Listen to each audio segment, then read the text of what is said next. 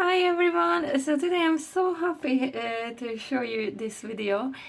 I have received Chloe's Creative Cards Volume 14 box kit, and this is a very special one to me because this kit features my first ever commission from Practical Publishing.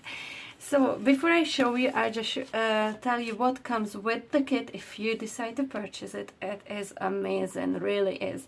So you get this huge stamp set featuring some lovely florals and foliage, hollies, stars, and then lots of lovely sentiments. You get a stencil that features 3 decorative trees, a die set which is lovely for stamen to add to your flowers and some foliage again, an embossing folder, and the special edition stamp that you can choose to purchase the box with this one. Now the magazine, as always, features lots of lovely inspiration on how you could use this kit. The magazine has also lots of gorgeous papers, which you can also download if you purchase this magazine. There are gorgeous, stunning papers in this one. Lovely Christmassy ones. And then my cards are featured in here. So I was asked to create 1, 2, 3, 4, 5 birthday cards. I was asked to make them detailed but perfect for quick makes, from beginner to advanced level. Keep them colorful using the colors as per the paper pack.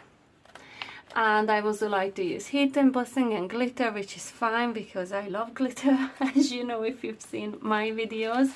Now, since I had to create some birthday cards, all these sentiments were kind of out of question for me, and it did ask if were possible to use Chloe's products to add to these things. Now, back then I didn't have too many Chloe's products, so it was challenging, but I think I did pretty good. I love how the cards turned out, and I will walk you through them now.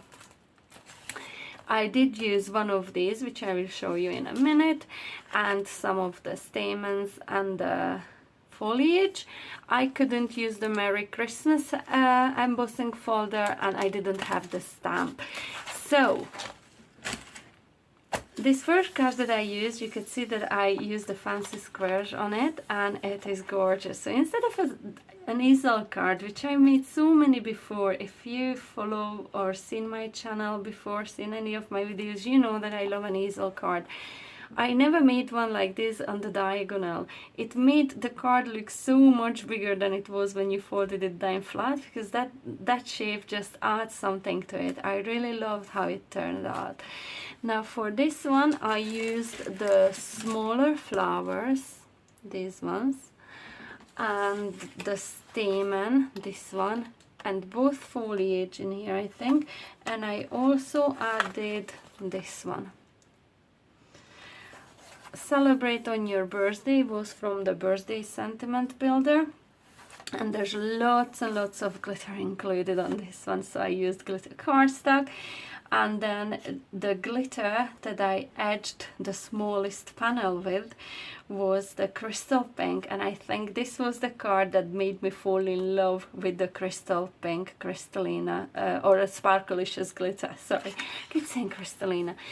I loved how it turned out. I didn't use a glue pen to do that, but I added quite a thick bead of the dry clear glue in there, and I think it just turned out absolutely fantastic. So yeah, I really loved that card. It was huge. So the next one, it is a gatefold card, but it's kind of like a double gatefold, I guess, because you open it from the back panel and then these two separately open again. So this is a large one, 7 by 7, and it features this lovely stamp here. It is so gorgeous, a lot of inking going on in the background, and I used the, yes, I had to go and check, it's the Blooming Border die set that I used, and the papers from the kit I think it turned out absolutely fantastic. It kind of speaks for itself. On my channel, if you scroll down, I'll try to link it if I don't forget under this video, I do have a couple of videos to cards like this, some of them smaller, some of them I think this size, and I think the larger one actually features some of Chloe's products from way back. So yeah, check it out if you're interested, because I do have a tutorial to how to create this fold, obviously not featuring these products and these papers, it was a different one, but you can find out if you're interested on how to make a card shape just like that. And can I just also say, so this card in here has just become extra special just yesterday when I went on Facebook and I saw one of the ladies has recreated it. I was a bit confused. I said, how did my card get onto that page? You know, but no, it wasn't mine. It was someone made a card just like this using the same kind of colors and all. And it just really warmed my heart, you know, because this is what's all about, to inspire others to try something like this. And to know that someone really liked it that much that they went off and recreated it is just so good. I'm gonna have to go back and try to find that post again. So whoever was the lady, thank you very much. We were off trick-or-treating and also kind of the post got lost then, but I will have to go back and definitely look for it. Thank you very much. I really appreciate it. You really made my day. So for my third card, the birthday butterflies, I wanted to include this layout. Now this is an 8x8 size. This layout is something that I do a lot in my card making, and especially a lot on wedding cards, very special birthday cards, where I would add a heart shape or an oval or a square, depending on what the occasion is, with names and personalized messages or personalized details in there, and then arranging the layout of my flowers all around whatever I have in the top right corner. In this case I went with layering heart die set. Now, being me, I love over decorating more cards. I kind of had to stop myself from doing so in here because I was asked to make these cards perfect for quick makes, so obviously I couldn't do too many of those, but I was nearly, my mind was running away with me how many more other things I would like to add there, so I kind of had to keep stopping myself. But this card was so sparkly, and I have a little video just showing you the card, and I will add a little collage at the end of this video of all the makes that I recorded. Unfortunately I didn't get a video recording where I was showing them because I was really caught for time at the end when I had to send this off.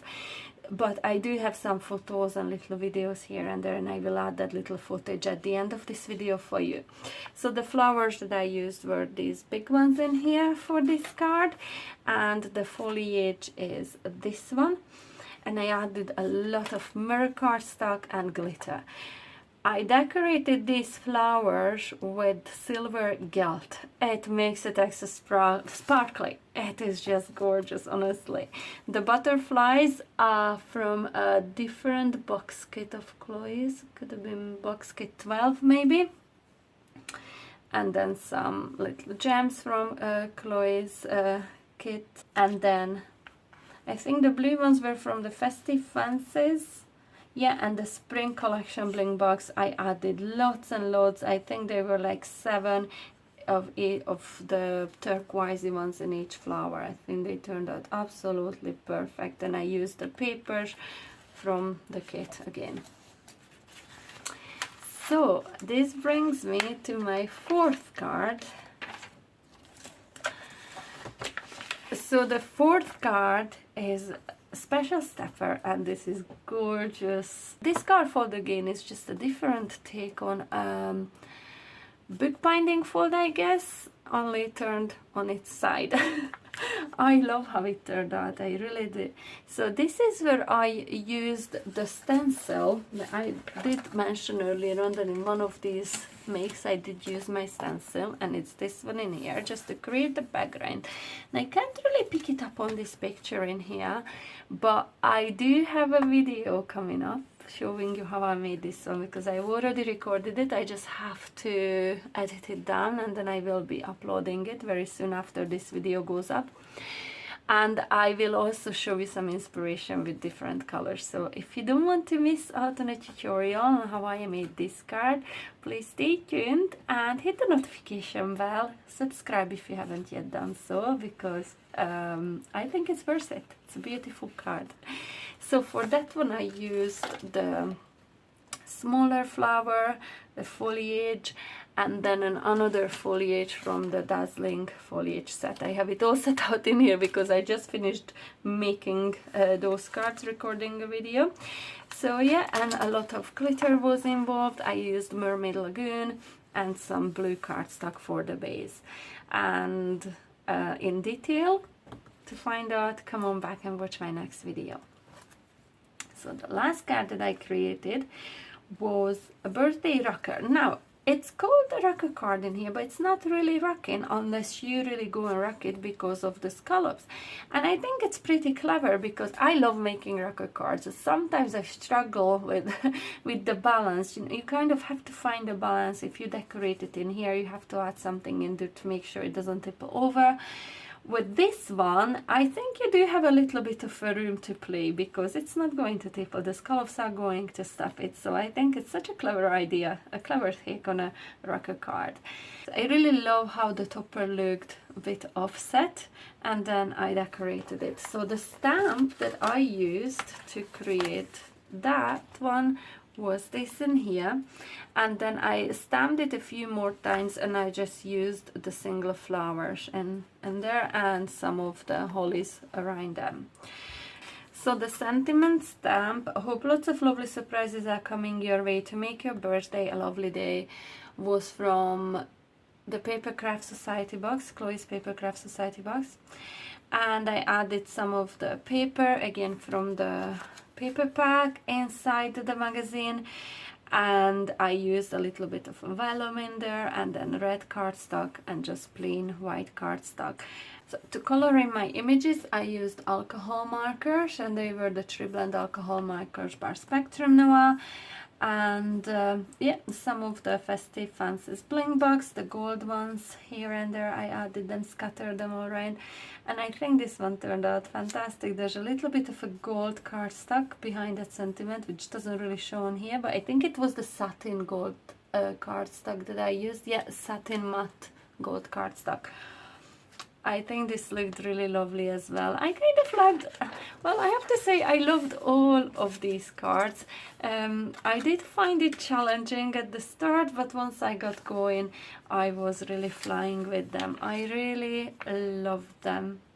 And if you haven't yet got this magazine, I do suggest that you check it out, because honestly the goodies that came with it, and especially this stamp set, are just absolutely fantastic. Now I cannot wait to use this more now on Christmas mix, because I wasn't able to use any of these lovely sentiments, and the embossing folder obviously, but most of all I look forward to using this stamp in here.